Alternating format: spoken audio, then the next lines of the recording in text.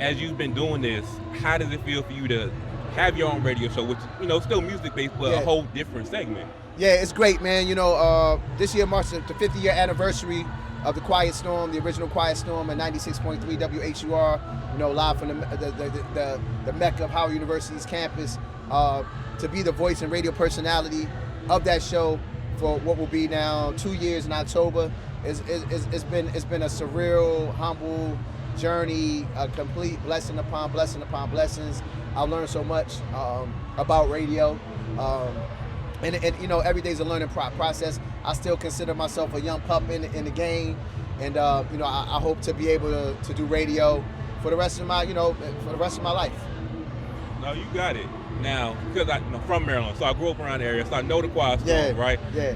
From when we heard growing up to what you're doing now, what has been the perception or how people perceived you since then? Well, what's unique about the Quiet Storm is, whether I'm doing it or or my uncle doing it, it's a brand, it's a staple within itself. You know what I mean? So I don't think that anybody can be bigger than the brand as it relates to the Quiet Storm. You know what I mean? Because of what it was, how it was curated.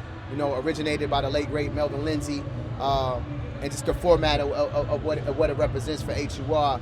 You know what I mean? Like I'm blessed to be aligned with the brand. You know what I mean? But let's be clear.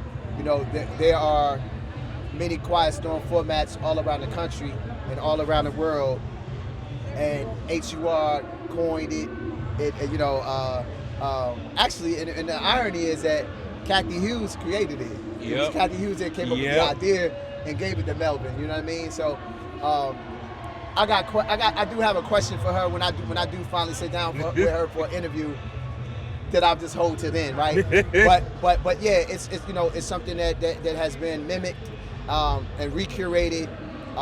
That we'll be able to forever say, hey, this started in DC with a guy named Melvin Lindsay. So thank you, Kathy Hughes. Thank you, Melvin Lindsay, and thank you, WHUR.